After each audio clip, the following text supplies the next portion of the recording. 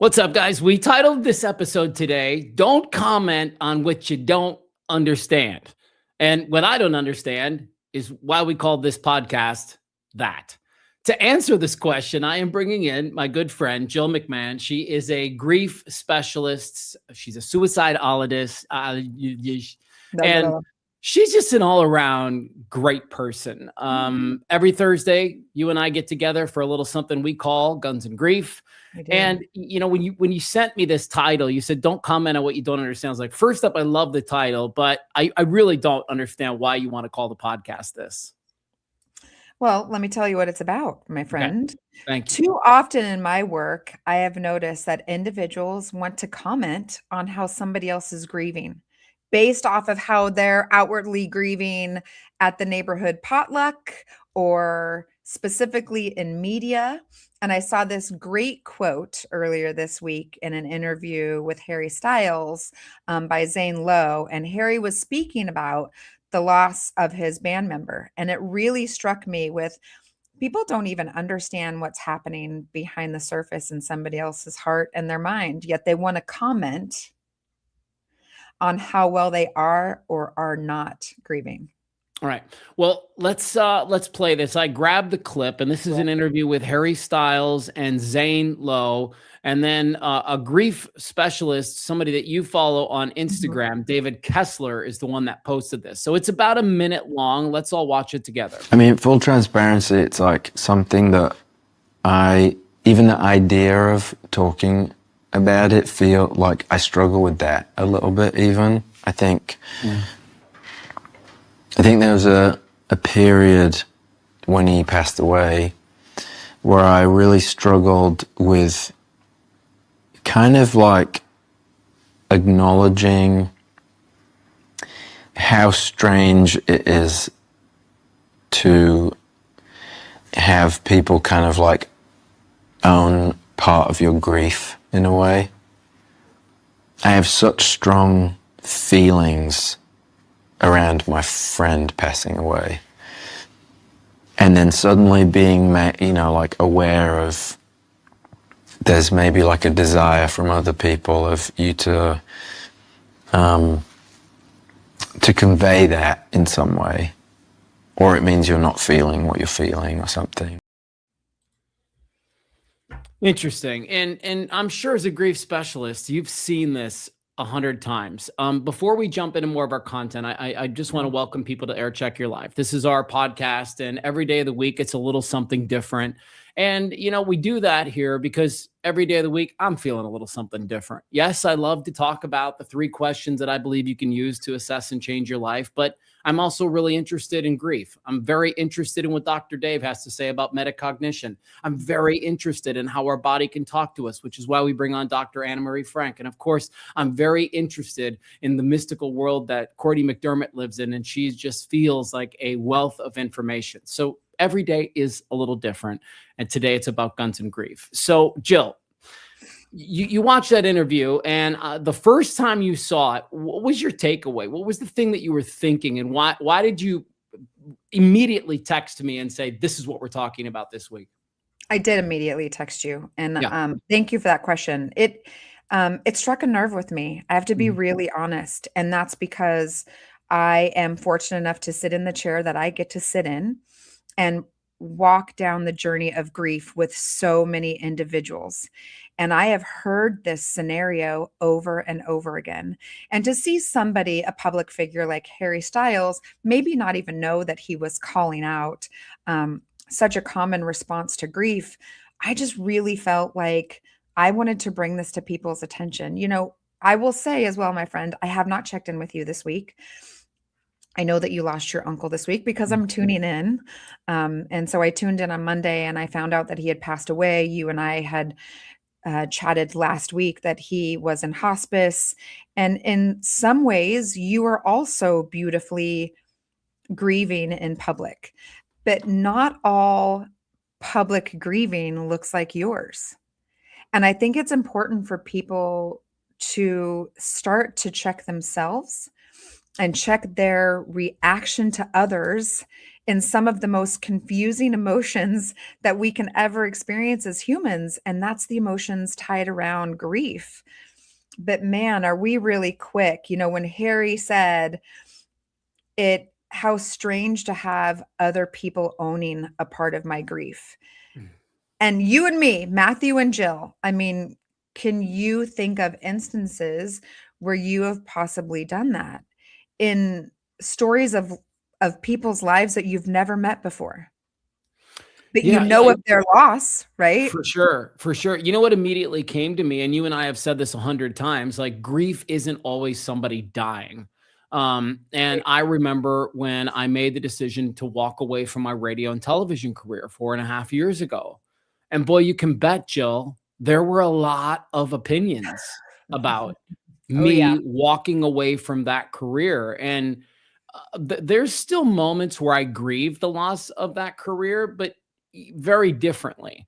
Now, if you're asking me about the grief in terms of death, I think in some weird way, I was thinking about this last night, in some weird way, because I've experienced grief so personally over the years, that I don't want to say I'm getting better at it, but I'm getting better at using the tools that I know I need to get through the grief.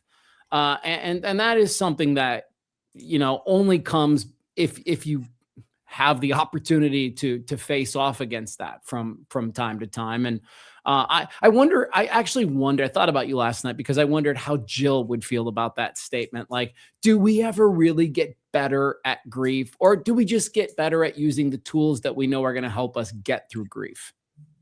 Both. Okay. But I'm going to say that in situations like yours, as you just stated, as I've been faced with it, I take pride in knowing that I'm getting better at how I respond to it. Here's the difference between you and others that may hear our conversation today. You took the time to develop the awareness.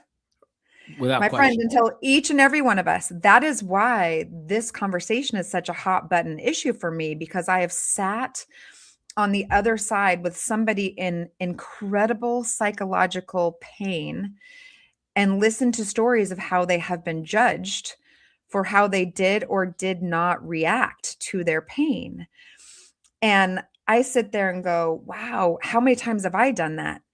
That's awareness. I'm asking myself, have I done that?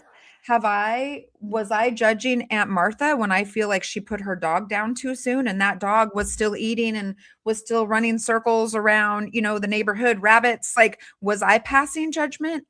And I didn't understand, was I passing judgment on how somebody else handled their parent that was aging and ill? And maybe I thought that they should have gotten help for that parent sooner. That's also grieving. We've talked about anticipatory grief last week. Yeah. That can be grieving things that are still in existence or grieving things that we know are coming in the future. But so many of us, it was a trick question earlier when I asked you, have you found yourself possibly judging or commenting on somebody else's grief? It was a trick question. I'm going to tell you that. I have. What came to me is you and I have been. Yeah, go ahead. I was thinking about this as soon as you mentioned that. I thought, well, let me own my shit. I remember deeply judging my mom after my dad died. Deeply, because she just seemed to want to move on so quickly. It was like, within a week, she had cleaned out the closet. Within 2 weeks, she had gotten rid of all these things. Within a month, it was like, was he ever in the life, right? Yeah. And I remember deeply judging and becoming angry about it, and just feeling like, God, I would never go that quickly, or I would never do this. But that's kind of where we get ourselves into trouble, is that when we say, I would never do that. Yes, let's pause with the I would never, my friend. Right. You made it about I, and you stopped making it about they, them, or you. Yeah. And so, that was your mom's journey. Yes, you were also experiencing a loss. That's where it gets a little muddy sometimes, right? When a family is experiencing the same loss, but they have different responses to it. Your mom's journey was to clean out the closet, create space, try not to see the things that caused her pain. And maybe seeing those things didn't bring her comfort where you thought, I would never, because those things would bring me comfort. Why would I want to erase him so quickly? Do you see the judgment from that angle? I mean, thank you for using that as an example, because that was really vulnerable, but so common, honestly. Yeah, I feel like I'll pray on this later, but I owe my mom an apology. Then we've had a good conversation today. Yeah, right. Today's a good conversation, because that is a good thing for me to recognize. And look, I as you mentioned, I just lost my uncle this week, and I can almost assure, like, his wife is going to do it differently than his kids are going to do it, than his brothers and sisters are going to do it, than his friends are going to do it. And if I'm hearing my friend Jill today, it's just do what you need to do and don't worry about how they're doing it. Exactly. When you experience a loss that is personal, yes. Now, what you and I just said is a lot easier said than done, right? Just stay in your lane. Just process how you would like to process, and don't tell anybody else how they would want to process. But here's an easy way to start practicing that, Mathew. I want all of us, when we're watching the news, and when we hear of a horrible incident that's happened in the media, from all of us that are in Arizona, we count drowning deaths here in the Valley, much like in Colorado, they count skiing deaths, right? That's just, we unfortunately have a ticker. But it's not all that uncommon in the spring and summer to unfortunately hear about a child drowning fatality. And so, as an example, if you're watching one of those, I'm going to ask you not to immediately go into what did they do wrong? What was insecure? How did they make it easy for that child to get into the pool? We go instantly from tragedy to blame, or actually tragedy to assumption. And so when I asked you yesterday to title this, "Don't Comment on What You Don't Understand," I will tell you, in my work, in my thousands of individuals that I have sat alongside of while they're grieving, people on the outside, you understand about 10% of what's really occurring, about what really has occurred.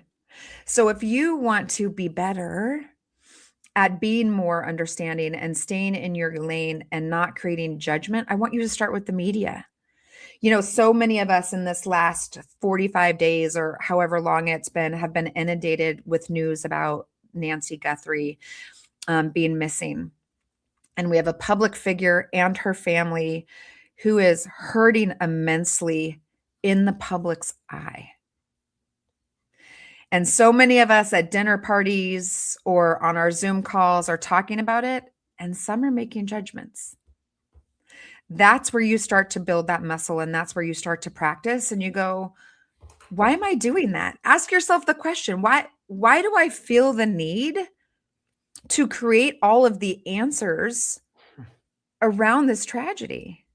What do you think that's about? As I say that, what are you thinking? Well, I'm looking for this this note that I typed forever ago, because I did some research on here. Let me see if I can find this really quick, because it's completely relevant to what we are talking about. And I read this article, and basically, I'm not going to find it in time. Oh wait, shit, there it was.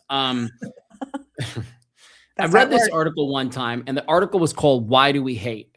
And I'll paraphrase this whole article, but basically science has found that people form stronger bonds when they're able to talk about their dislike towards someone else rather than when they have positive feelings towards someone. Wow.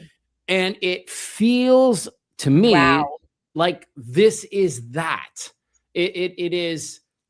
Look, death is not a positive experience for most people. It's a pretty negative experience. And so when we're around that negative, let's just call it energy, it's easier to hate on people than it is to love on people in these instances. And that's just science talking. So worth mentioning, right? Like, and the reason it's worth mentioning is because I'm telling you right now, in your left earbud and your right earbud, your tendency is going to be to go there. And if you've been listening to Dr. Dave and I over the last 3 weeks, we've been talking about metacognition. I'm asking you to shift yourself into what he's going to be talking about next week, which is quadrant 4, high awareness, high control. I'm aware that this is going to be a tendency, but I'm also aware that I have the ability to control what comes out of my mouth. And the way that our brain thinks. I love following the work that you and Dave are doing in educating us about how our thought processes occur. Me too. It's fascinating. It's fascinating, and it's applicable almost anywhere. Yeah. It's applicable here, right? So I love that quote that you just read to us, but I'm going to add something additional to that. Please. I think that the human brain, when it is forced with a scenario, likes to create a beginning, a middle, and an end. Sure. That makes sense. So often in these tragic stories that we are hearing, we know the beginning and the end, but we don't know the middle, right? There wasn't a video camera there. There weren't cameras staged in the home. There wasn't somebody voice recording. We don't know what really happened in those last few moments or hours. So our brain, as we've talked about week after week after week, does not like to be uncomfortable. It does not like dis-ease.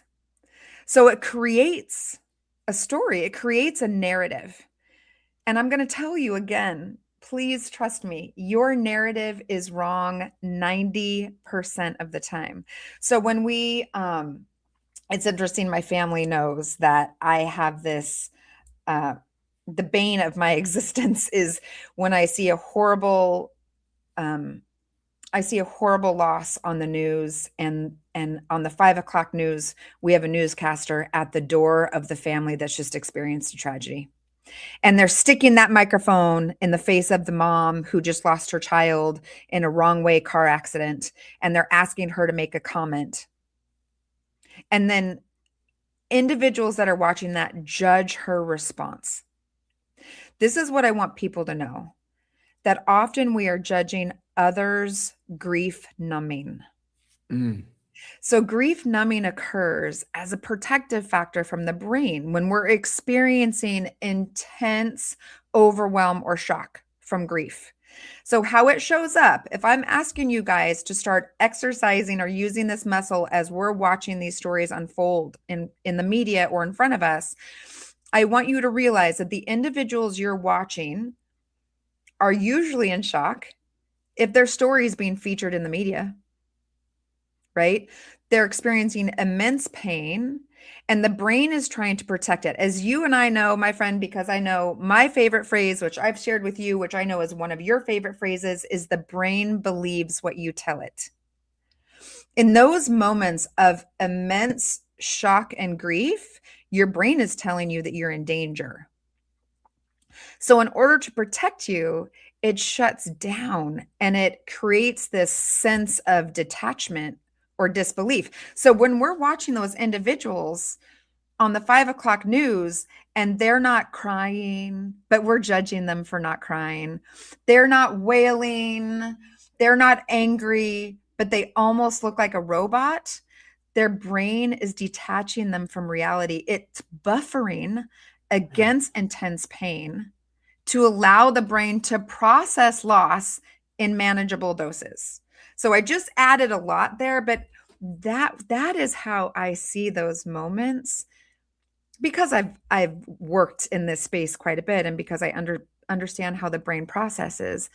But then I watch my peers around me be so quick to comment and judge. And what I know to be true is that when you do that, you are causing that individual additional pain and grief. And now you've created an environment that is not safe for a griever. Way to go, buddy. Way to go. You did that. Well, thanks, Jill. I appreciate it. Bulletproof is the book that she has written. It's just incredible. If you scan that QR code up in the top right, you will be able to listen to the book or read the book. You've done the audio version, right? I have. It's fun. Yeah, awesome. Awesome. So that's all out there, and it's available. Tomorrow is Friday, and I have to be honest with my audience. I'm about a 50-50 right now on there being a show. I don't have a guest booked. And as you pointed out, I've had kind of a week. And Saturday morning, I'm delivering a keynote address for the American Case Manager Association of Arizona. And so I've got a little bit of fine tuning and travel. And so don't be shocked if the next time we link up is on Monday with Dr. Anna Marie Frank. But have a look at what Jill's got. And I feel like what you and I are doing should be required listening. So thank you so much for week in and week out, just bringing the goods. I really appreciate you. I love you, and I love your willingness to have these conversations. And I'm thinking of you this week, my friend. Thank you so very much. To everybody else who's here, we love you too. And we'll see you on next time here on our podcast. Have a great day. Bye, guys.